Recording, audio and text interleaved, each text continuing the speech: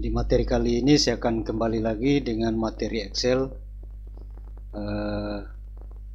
Pembahasannya tentang penggunaan rumus absolut di Excel. Saya akan memberikan contoh kasus bagaimana sebenarnya penggunaan rumus absolut itu di Excel. Sekarang kita lanjut ke videonya.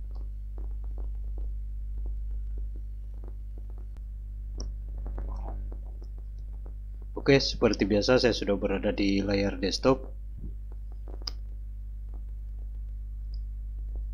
Ini juga materinya saya sudah siapkan. Materinya masih tetap di materi kursus.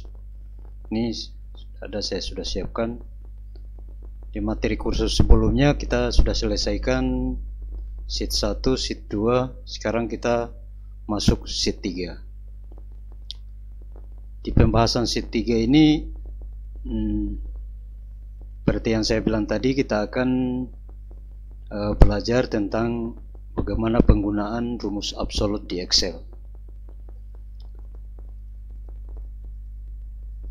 Ini sheet 3 ini masih ada kaitannya juga dengan materi sebelumnya di sheet 2, sheet 1. Jadi bagi yang belum menonton sheet sebelumnya, sheet 1 dan sheet 2, mungkin bisa mengecek sheet 1 dan sheet 2-nya.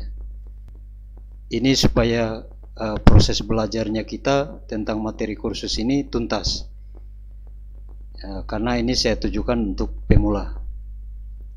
Oke, kita lanjut saja untuk materi yang sheet 3 ini, penggunaan rumus absolut.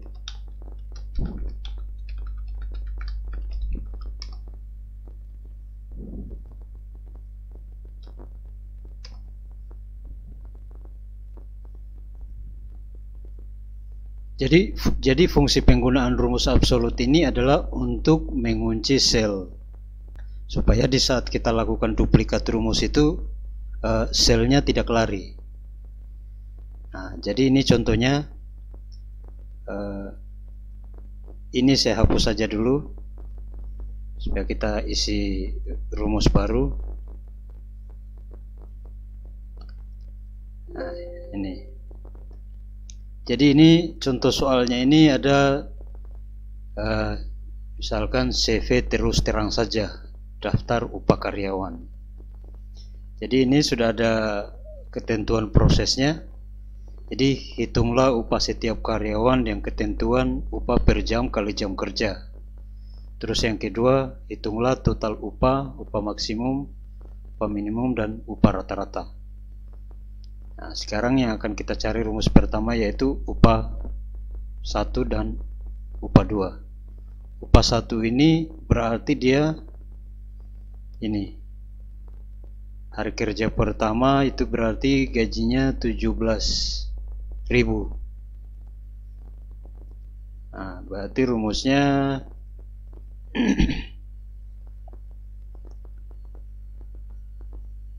untuk penggunaan rumusnya sebenarnya simpel saja. Ini sama dengan klik, karena yang akan kita cari adalah hari pertama, dan berarti hari pertama itu jumlah upahnya 17.000 per hari. Ini berarti yang akan kita klik ini sel D17. Berarti ini sama dengan D17. Nah, karena akan kita pakai seperti yang saya bilang tadi, kita akan menggunakan rumus absolut.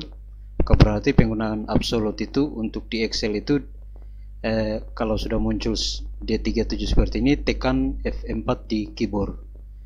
F4 di keyboard. Nah, jadinya dia sudah seperti dolar. Ada dolarnya. D37 kali hari ke-1. Ini berarti yang 3 ini. Klik di sini, enter. Nah, berarti gajinya 51.000. Nah, terus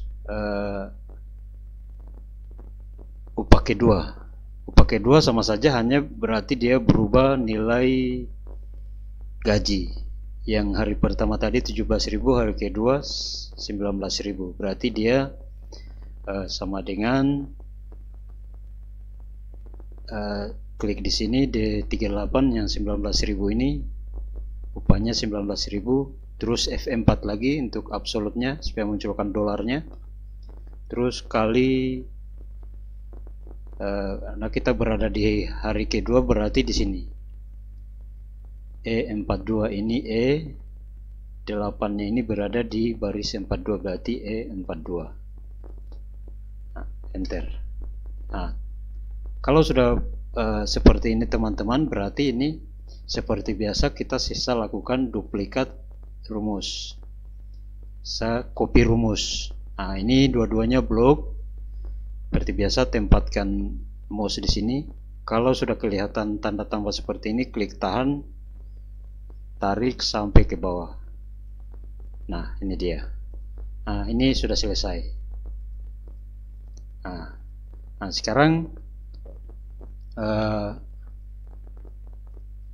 saya ingin kenapa dari rumus ini hanya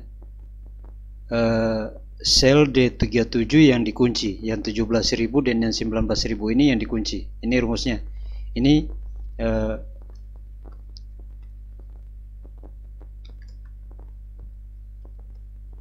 Ini pengertiannya D37 kali D42 ini pengertiannya ini sel D37 ini yang 17.000 ini kita kunci, sementara D42 ini tidak ada dolarnya. Nah, ini pengertiannya begini. Kalau misalkan dua-duanya saya kunci, misalkan ini saya kasih contoh di sini, sama dengan klik ini kali klik ini terus absolute F4 kali ini juga misalkan D42 ini saya absolute dia. Nah, begini. Nah, untuk di baris pertama pasti nilainya sama dengan ini. Nah, letak perbedaannya di mana? Yang ini tadi dia tidak pakai ini tidak pakai absolut, sementara yang ini dua-duanya pakai dolar, pakai absolut. Tapi di baris pertama hasilnya sama saja. Nah, ini teman-teman yang membedakannya di saat kita melakukan penduplikat rumus. Kalau ini misalkan saya duplikat rumusnya, copy rumusnya seperti biasa, coba kita lihat hasilnya. Nah, ini dia akan yang terlihat nilainya sama semua. Nah, kenapa nilainya sama semua? Karena dua-duanya selnya ini kita kunci. Jadi di saat dia berada di sel kedua, rumusnya itu tetap terbaca D37 dengan D42. Dia tidak bisa berubah. Makanya nilainya tetap sama. Nah, kalau kita pakai hanya yang sel 17.000 ini yang kita kunci, maka D42 ini di saat kita duplikat ke baris berikutnya dia akan mengikut jadi D43, D44, D45 dan seterusnya. Kalau di sini D42 ini dia karena kita kunci selnya tetap berikut di baris berikutnya tetap D42. Nah, jadi mungkin sampai di sini teman-teman bisa dimengerti ya penjelasan saya. Nah, itulah perbedaannya. Jadi ini saya hapus saja karena kita tidak akan pakai.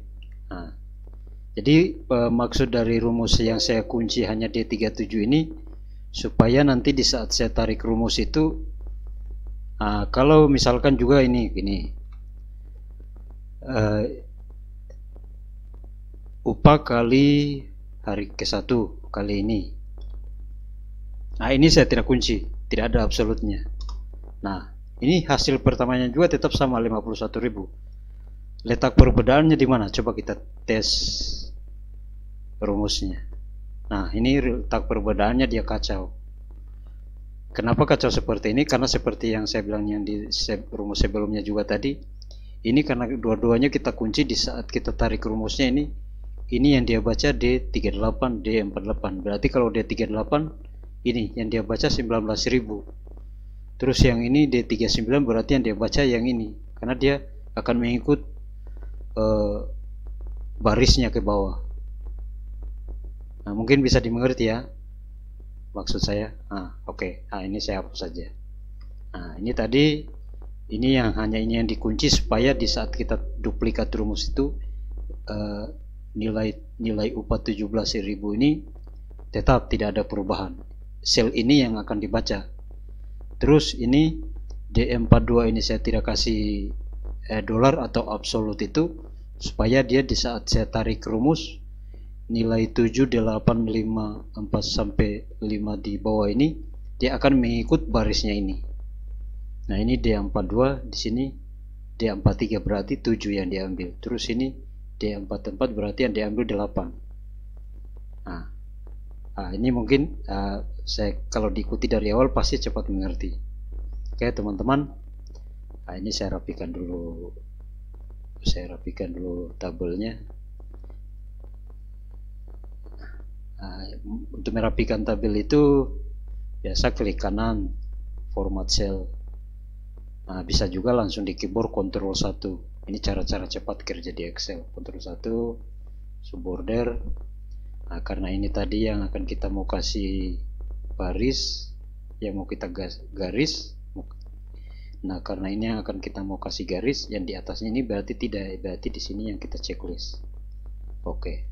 Nah, sudah. Nah, untuk total upah ini masih ada kaitannya dengan rumus-rumus sebelumnya. Ini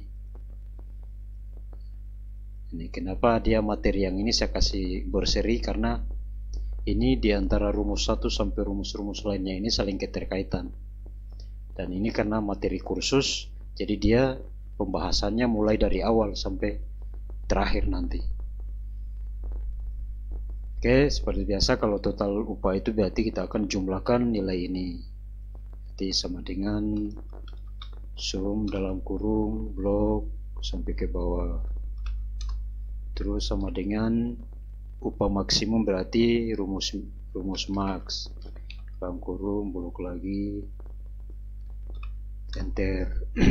Terus sama dengan minimum berarti sama dengan min dalam kurung lagi, enter. Terus upah rata-rata berarti rumus average dalam kurung, enter. Nah, kalau sudah selesai sisa kita copy rumus. Nah, kalau ini kita tidak akan pakai absolut, karena kenapa?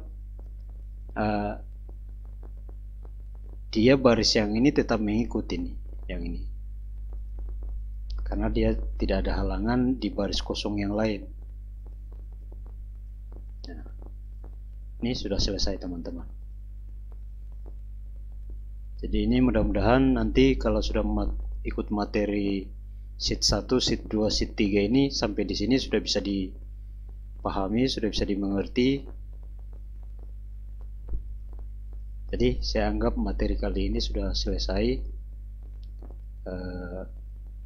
Sekian dari saya. Nanti kita akan bertemu lagi di materi-materi berikutnya.